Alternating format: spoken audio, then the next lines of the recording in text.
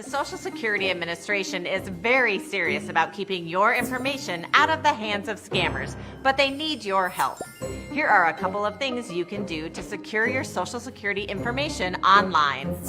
First, open your personal My Social Security account by going to ssa.gov/myaccount. Doing so allows you to access your information anytime. It also adds an extra layer of security by preventing someone else from creating an account in your name and gaining access to your information. Next, set up two-step authentication. Your My Social Security account will ask you to choose a second method of identification in addition to a username and password, such as sending a code to your cell phone or email address when you log in. This extra step will help protect your account from unauthorized use and potential identity theft. For more Social Security tips, go to aarp.org/Social Security. Hello, my name is Teresa Jones. I am one of the Associate State Directors of Advocacy and Outreach for the Illinois State Office. I want to welcome you to this virtual event with AARP Illinois, featuring our honored guest, David Nance, FBI Special Agent in charge of the Springfield Field Office. Thank you for joining us today and participating in this statewide virtual event to discuss trending frauds and scams and how to protect yourself and your loved ones. AARP is a nonprofit, nonpartisan member organization. AARP is in your corner, fighting issues that matter to you and your family. We work to strengthen communities and advocate for families with a focus on health security, financial stability, and personal fulfillment. As your wise friend and fierce defender, we are advocating for the most impactful issues and policies that improve the financial standing of adults 50 plus and their families in the state. This event is part of AARP Illinois Make Illinois Affordable campaign, an education, outreach, and advocacy effort that's meant to address pocketbook issues that Illinoisans deal with daily that directly impact all of our financial health and the quality of our life. Through this effort, AARP Illinois is working on issues such as, but not limited to, helping you better manage Illinois high property taxes, lower prescription drug prices, expand access to home and community-based services, rather than much more costly nursing home care, and fighting unnecessary utility rate hikes on your electric and gas bills. Today's event officially launches a financial education series of events. These are to help introduce you to tools and resources available to help you save even more money. Now, we realize that all consumers have concerns regarding property taxes, debt management, and financial planning, emergency savings accounts, retirement savings, Social Security benefit planning, and in today's case, fraud. Today, we are honored to bring you a fraud expert from the FBI. And in upcoming events, we will continue bringing experts and resources to further help you improve your financial and retirement security. For more information on upcoming events, please keep an eye on AARP Illinois Facebook and Twitter profiles, as well as our website, www.aarp.org/il. Now let's get started with today's virtual event on senior frauds and scams. We have a lot of valuable information to share and to discuss with you. Criminal scammers, they use a wide range of scams to convince people to hand over money or sensitive personal information. And it's scary. But today, we are equipping you with the tools and tips to protect yourself and your loved ones. I am pleased to introduce our guest, David Nance, FBI Special Agent in charge of the Springfield Field Office. Welcome. Well, thank you. I'm really happy to be here, and I appreciate you letting me join your program. I look forward to talking about some of the top scams that we see targeting seniors and some ideas and best practices on how to avoid those scams. Thank you. First, what are the most common scams out here in Illinois that are currently targeting seniors, and especially those 50 plus? Well, so there's no shortage of scams targeting seniors, and I'll go over sort of the top scams that we're seeing now. And I know during this program we'll have the opportunity to go into more detail. But right off the top, romance scams, the foreign lottery scams, money mule scams, the government imposter scams. I'd also add utility imposter scams with that, the grandparent scams, investment fraud, robocall type scams, the overpayment scam, and a number of cyber scams, including phishing, where the scammer is trying to get your personal information over your computer. So those are some of the top scams that we're seeing, and I know during this program we'll have the opportunity to go into more detail into each of these scams. Well, Special Agent Nance, can you tell listeners how the FBI can help seniors and community members in the wake of a scam or fraud? Yeah, absolutely. So right off the bat, the mission of the FBI is to protect the American people. And a big part of that, of course, is identifying those who commit these frauds against seniors and holding them accountable by charging them and putting them in jail.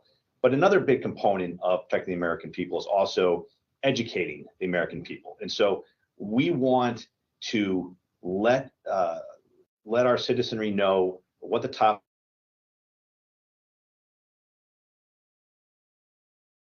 to hold the fraudsters accountable. The reality is there's just too many fraudsters out there, many of whom actually operate from overseas. And so because we're not going to get all of them, it's very important that we educate the public on what these scams are, how to avoid them. But when someone is the unfortunate victim of a scam, the FBI is in a position, once we get that information, to work with that victim, provide victim services to that person, and do everything we can to recover stolen funds for them. You kind of covered this a little bit, but where does one go if they have been victimized by a scam or to report a fraud attempt? So there's many different places to report fraud. For starters, contact your local police department for one, but we also want people to contact the FBI. Here in the Springfield field office in Illinois, we cover 84 of the 102 counties. And so we invite people to call us directly. The number for the Springfield field office is 217-522-9675. And then the FBI as a whole has an internet site where people can lodge fraud complaints. It's called ic3.gov. That's the Internet Fraud Complaint Center that is operated by the FBI. But again, it's ic3.gov. And this is a website where people can put all the details of any fraud scam that they've come across, and then that information will be processed by the FBI. That's great. Thank you for that. Can you talk about financial security scams specifically in Illinois and what to look out for? Well, sure. So, all fraud essentially is a lie to steal money. And that's what it comes down to. And these scammers are very good at coming up with different ways to do that. So I identified earlier a number of these types of scams. And at the end of the day, it is to take money from your accounts. And we've seen time and time again that unfortunately, senior citizens are particularly targeted with these scams. We have seen scams that have literally taken the life savings from certain individuals, unfortunately. And so clearly, all of these scams, to one degree or another, impact someone's financial security. And as we, during this program, have the opportunity to go over some of these scams more specifically, we'll have the opportunity to talk about ways to identify these scams and ways to avoid them. So let's talk about government imposters. Now, this is when someone contacts you and pretends to be from an agency like Social Security Administration or Internal Revenue Service, even the FBI, correct? Correct. So this is a widespread scam. And here's the thing that's important for everyone to remember. No legitimate person from the government is going to call you and ask you for money. If you actually owe money to the IRS or some other government agency, you're going to receive a letter in the mail that talks about that. If you owe money to your property taxes, for example, you're going to receive a letter in the mail. And what we advise people to do is, because even then, there are some letters out there that are fraudulent. So if you get a letter suggesting that you owe money, that you need to pay someone, look up on your own the true phone number for that entity. Not necessarily what's on the letter, but look for the true phone number and call that agency and actually confirm whether you owe that money or not. So that's one thing that's important to remember when it comes to letters. But in terms of the phone calls, again, no one is going to call you from the government and ask you for money. And certainly no one's going to call you and threaten you. What we see a lot with these government imposter type scams is not only is the scammer asking for money, but he's communicating some dire consequence that will come to the victim if they don't give that money. It rattles the victim, makes them very nervous. They're hoping that jars the victim into actually sending them money. So again, the first rule to avoid this scam is understanding that true government officials are not going to call you and ask you for money. And on that point, let me say one other thing too on this. We recommend, because the phone is used not only by the government imposters, by a lot of different types of scammers. So one thing that people can do to really help them avoid a lot of different types of scams is don't answer the phone unless you know who's calling you. Most people do have caller ID. And unless you recognize the number, don't answer the phone.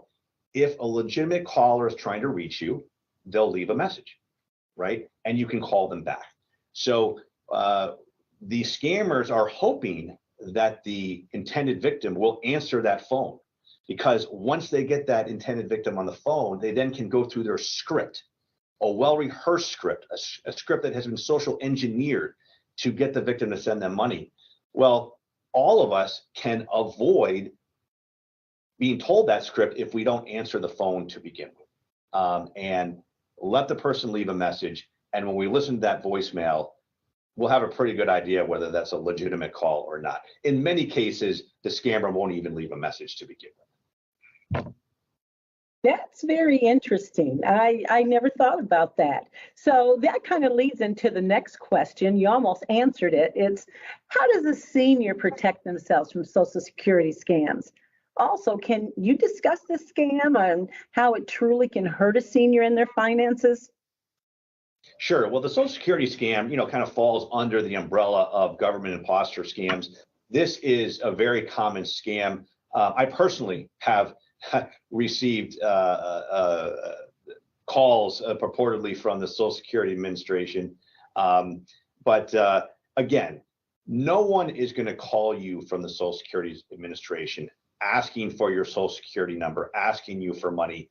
And another thing to keep in mind is, if you think about it, if someone is calling you, purportedly either from the Social Security Administration or another government agency, and they're telling you there's some sort of problem with your account or anything else, ask them, hey, well, what's my account number? What are you calling me about? Because they actually, in most cases, don't have that information. They're trying to get it from you. And of course, and so if you find yourself on the phone with a, what appears to be a suspicious conversation, it certainly warrants asking them, well, who exactly you were trying to reach? What's the full name of the person? What Social Security number do you think I have? Because again, they're trying to get information from you. But again, never give your personal information to anyone who asks you, who unsolicited, I should say, in an unsolicited manner, asks you for that information. And again, the Social Security Administration is never going to call you and ask you to send them money. That's great advice. Thank you for that. I think a lot of seniors forget and are lonely sometimes, and they just answer that phone. So knowing that a criminal, go ahead. I'm sorry. No, I was just going to say that I think that's definitely true. I'm no psychologist, but in my 20 years with the with the adult children of seniors, they have identified as sort of the part of the susceptibility, if you will, is unlike a younger person who might have a full-time job, might have young kids, is busy and doing a million different things. A number of adult children have identified for me sort of that susceptibility of the loneliness factor, someone sitting at home who maybe wants to talk to someone. And I would just urge people to resist that because, again, a legitimate person, they'll leave a message, right? And then you can decide whether you want to call them back or not. This is great stuff. Thank you so much. Criminal scammer. Now, they're seeking to instill fear and an urgency to act without taking a pause.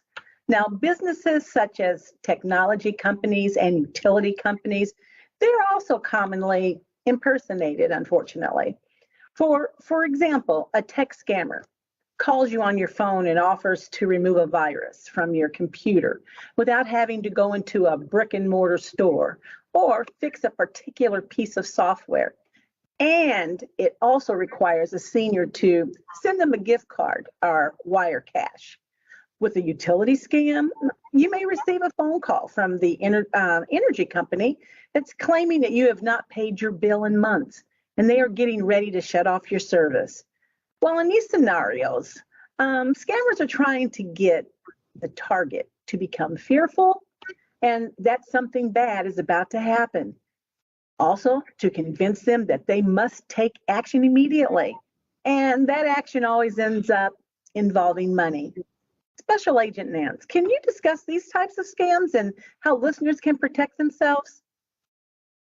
Sure. Well, in the beginning, I had mentioned the utility scam, and you brought it up again here. And this is a common one where they'll call the homeowner and say, for example, you're behind on your electric bill, and we're going to turn your electricity off in 5 hours unless you do this. So again, as you pointed out, kind of instilling that fear, instilling a sense of urgency. And as I kind of alluded to earlier, no utility company is going to call you like that. If you were actually behind on some type of utility bill, you would get a letter in the mail. That letter would look like, similar utility bills, perhaps, or paperwork you've received before, and you have the opportunity to actually call the legitimate number of that utility to confirm whether or not you are late on your bill. So right off the bat, that should be a huge red flag to anyone if they're told that they need to act immediately over the phone or the utilities will be cut off. And again, some of these other sort of imposter type calls could be someone from the IRS, for example. You owe the government money in taxes. If you do not immediately pay, you will be arrested tomorrow. Again, instilling fear. Of course, the IRS does not operate that way. They do not call someone and threaten them with arrest. That's just not how the federal government operates. So beyond all those red flags, the other big red flag is never pay any type of debt with gift cards. That should be a huge red flag. If you actually owe business money, if you owe the government money, they're going to want a personal check. They're going to want some sort of electronic transfer through their website in a way that people pay bills, an ACH transfer, for example. But no legitimate entity requests payment through gift cards. This is a big part of the scam for some of these fraudsters because it is an easy way for them to get the money. They're asking you to buy a gift card and give them the number.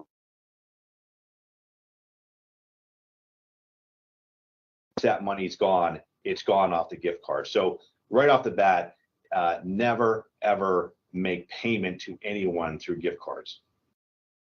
Some of these things are just horrible. If you're joining AARP Illinois today, we're honored to have David Nance, Special Agent in charge of the Springfield office. And we're discussing how to protect yourselves from frauds and scams. So, another question here. Why are scammers so good at what they do? And can you discuss the heightened emotional state that scammers like to invoke to get vulnerable seniors to be in distress or the ether and succumb to fear and unfortunately be scammed? You touched a little bit on that, but can you go a little deeper? Sure. Well, the first part of your question, why are they so good at what they do? Well, one answer is because they have a lot of practice doing it.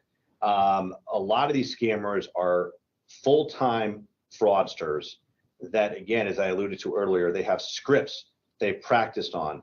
They're very good at social engineering. They're very good at manipulating. And they learn, like anyone else, from their mistakes.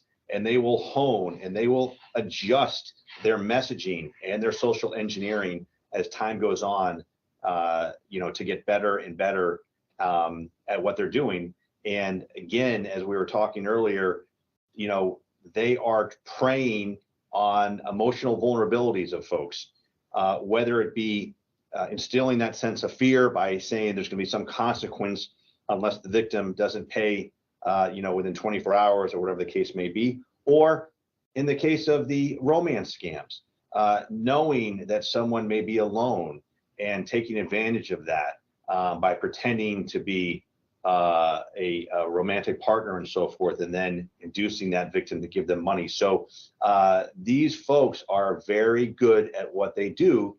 So what that means is we all have to be very good at doing our due diligence, making sure that we're asking questions and not making quick decisions on the demands of some of these folks. Now, this gift card scam thing that's going around, can you discuss that latest trend and how to protect yourself and your loved ones from being frauded? Sure. Well, we talked a little bit about, the gift cards earlier, and it's important to keep in mind that a lot of the scammers we're seeing, as I mentioned earlier, are overseas. So because they're overseas, it's not easy for them to get your money. They can trick you into giving you their money, but then the question is, how do they actually get it, right? They don't want a personal check. That's not going to work. They don't really want a wire transfer because then they have to identify a bank account overseas to receive that wire transfer. So a very easy way to sort of transfer money is through these gift cards. And so, I think everyone has experience with these gift cards. They can be purchased at Walmart. They can be purchased all sorts of different types of stores, and they come in all sorts of shapes and sizes and different amounts. But one thing they have in common is, they do have a code on the back, sometimes a PIN. And once someone has that information, they can bleed the money off that card, whether they sit in New York or Nigeria. And so that's why the scammer wants a victim to purchase those gift cards and then give them that code and or PIN on the back of the card, because then they can bleed that off. And the victim then, again, unlike a personal check, unlike a credit card, is just not going to have any recourse. So that's why we really advise people never provide, if you do have a gift card, never provide the code or the PIN on the back of it to anyone. So I'm going to ask one more question about the gift card. I've heard of people that have purchased gift cards. They didn't give the number to anyone, but when they went to use it, it was too late. Have you had those? Well, are you talking about if there's a zero balance on the card? Or Yes. And you just purchased it from Walmart, let's say. Yeah, sure. So again, the scammers are in some cases are able to trick you into giving you their personal information, their bank account information, their cell phone information. And so sometimes they're able to manipulate you into making payment for these cards, and then they're able to bleed the cards before you even know what's going on.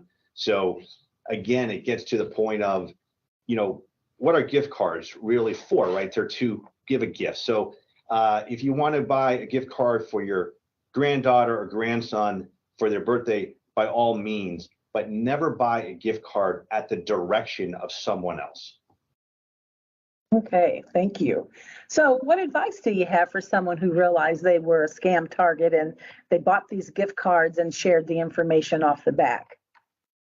Well, if they've already shared the information, unfortunately, in many cases, it's going to be too late. But what they should do, try to take immediate action. There is almost always going to be a phone number on the back of the gift card because there's banks and other financial institutions that actually issue these gift cards. and immediately call that number and ask them to freeze the card or cancel the card. That would be really the primary way to try to stop the money from being bleeded off the card. But as I said before, the reality is that once the scammer has those codes, they can very quickly bleed the money off those cards. But in some cases, certainly, if the person is able to act quickly enough, there could be still a balance on the card and could potentially recover some of the funds. And of course, report it to the FBI as well, so that we can look into it. Okay, thank you. So now I want to talk to you about some of these romance scams. So these are a form of an imposter scam where the scammer takes on a fake online persona to lure potential targets into an online relationship. And it usually ends with the target losing money. Can you talk more about how these scams work? Sure. So in the romance scam, the fraudster develops an online relationship with a victim and makes the victim believe that the victim is actually loved, actually cared for. And once the fraudster establishes that bond, then comes the request to send money. So right off the bat, that should be a huge red flag for anyone. If you are in a legitimate sort of preliminary relationship with someone you met, they're not going to ask you for money. So that should be a huge red flag. Don't ever send money to someone that you met online like that. But the way this would typically work is once the fraudster, again, induces the victim into believing that they're in this relationship, they'll generally start off small. So it might be something to the effect like, hey, I have a relative in the hospital. The relative doesn't have insurance. If you could just send $5,000 to cover the medical bills. And it would mean so much to me. It would show me how much you love me and everything else. So they're trying to tug on the heartstrings of these folks and seem very sympathetic. And so again, red flag: never send money that's requested of you in any type of dating relationship over the internet. But then sort of how these scams then continue to grow, and we've had victims who have lost hundreds of thousands of dollars to romance scams. So it starts out small, and then once that initial money is sent, then a week later there'll be a request for more money and more money and more money. So again, ways to avoid the scam: one, never send money right off the bat, and number two, if you feel yourself entering into a preliminary relationship, have a video chat with a person. Actually talk to them on the phone, because in all cases, the photo that has been used on the fake profile of the romance scammer is actually not the picture of the actual scammer. So they will not want to video chat with you because you would see they're a different person. Nor will they want to even talk to you on the phone because that nice woman you're dating is actually a man in Nigeria. And so he will not want to talk to you on the phone. So again, those are all going to be red flags if you're asked to send money, or if the person you're dating doesn't want to talk on the phone and doesn't want a video chat. Oof. Well, there's another common scam that it's the overpayment bogus check scam that involves the fraudster that convinces the victim to deposit a bogus check in the victim's bank account. And then they direct the victim to transfer some of the money. Now, can you discuss just a little bit on how this works and how you can protect yourself from this? Yeah, so this is a pretty common scam. And even though in today's society, I think we tend to use checks less and less now than we did even 10 years ago. But something that's really important for people to remember is the volume of fake counterfeit checks that are floating out there. And so what we tell people is, if someone who you don't know gives you a check, assume that that check is bad until it actually clears the bank.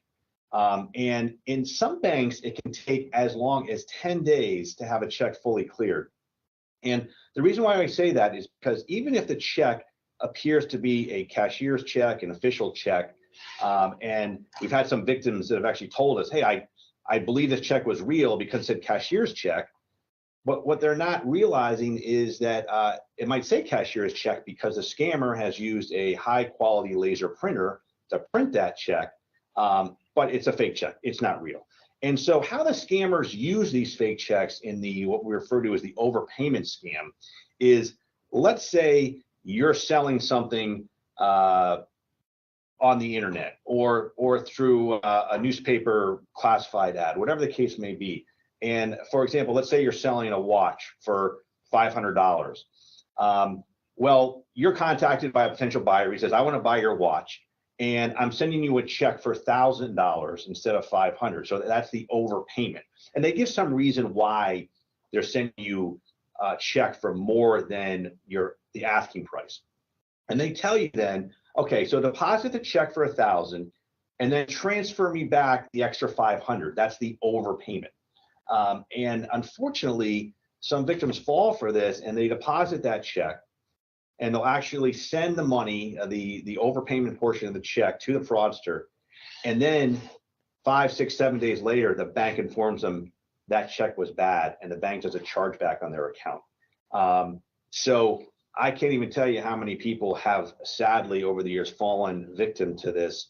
And that's why we always tell people to be very skeptical of any check they get, unless of course it's from a family member or someone they know, and just give it time to clear the bank. And everyone can contact their own bank and find out what's the time frame for my bank to have that check fully cleared. Wait for that to clear before they do anything with the funds. Now, this next one I'm going to ask you about is a grandma-grandpa scam. And it's where the fraudster convinces the elderly people to send money to Mexico or some other country, saying, they need help with their grandchild who was purportedly was kidnapped or arrested. I mean, it seems like there's a simple answer to that, but it happens all the time. Can you just talk about that for a minute? Yeah, this is a particularly vile scam because it really is taking advantage of a grandparent's love for their grandchildren. And so there's a lot of variations of this scam, but a couple of examples would be that the fraudsters, by the way, they do their homework in many cases before they try to orchestrate these scams. So for example, they will troll people's Facebook pages and other social media sites to identify family members, which is one reason we always recommend that people set the privacy settings on their social media, Facebook and other sites, so that only their friends and family are able to view. But if the fraudster through open source searching or social media searching is able to identify the names of a grandchild, what they'll do is they'll call the grandparent and they'll say, hey, for example, I'm a lawyer in Mexico. Your grandson, Johnny, was down here for spring break. He's been arrested for an alcohol charge or something like that. We need you to send $1,000 down here so that we can represent him, so we can bail him out of jail. Or they'll say, your granddaughter's been in a car accident in Cancun. She needs the medical bills to be paid.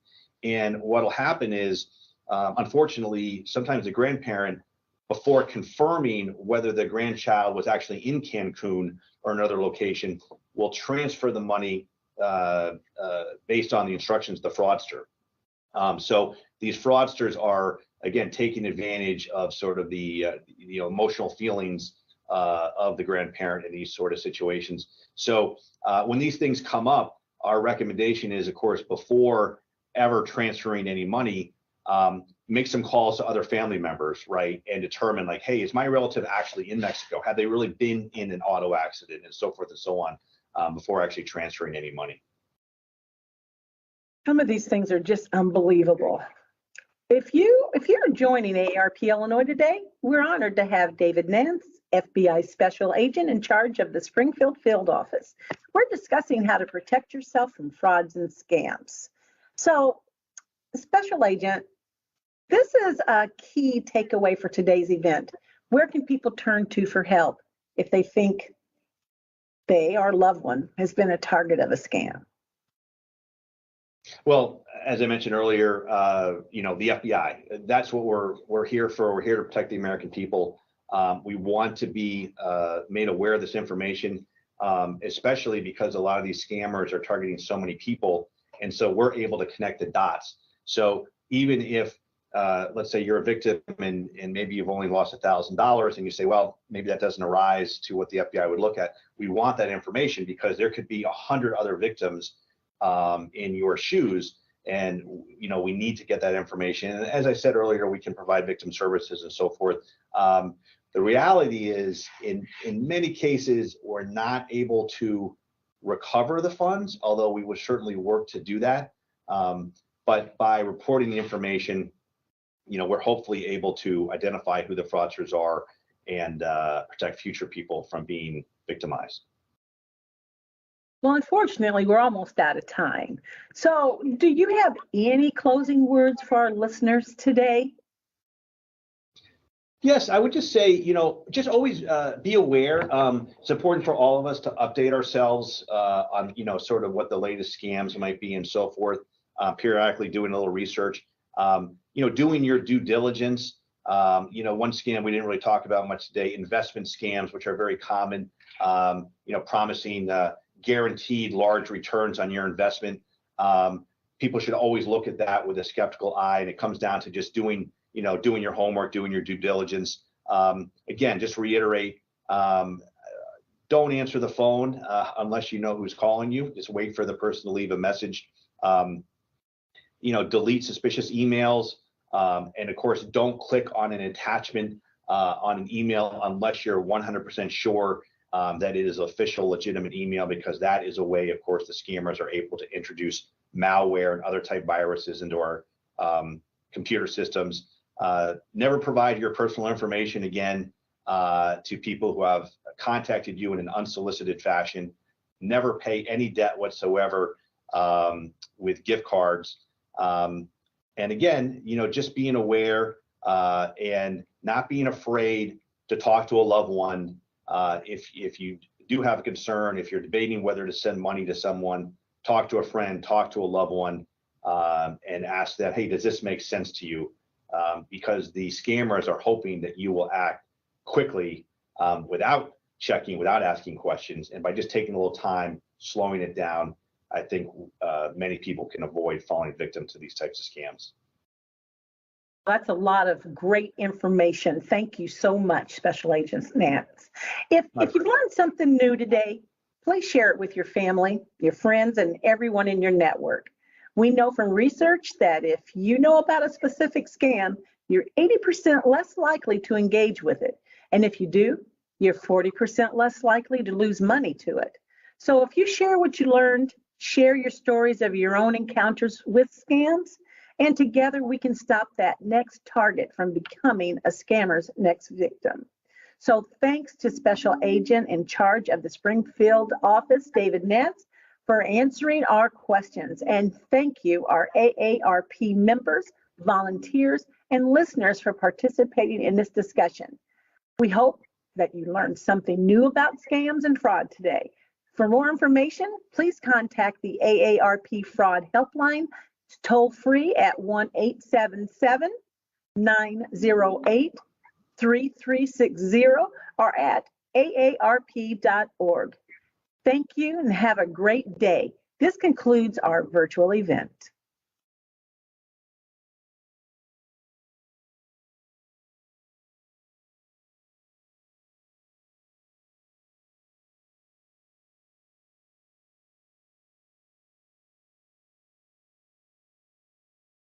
Each year, fraud siphons billions from investors. Here are 5 ways to avoid losing your money to investment fraud. Be wary of free investment seminars, especially the ones that include lunch. Don't get dollar signs in your eyes.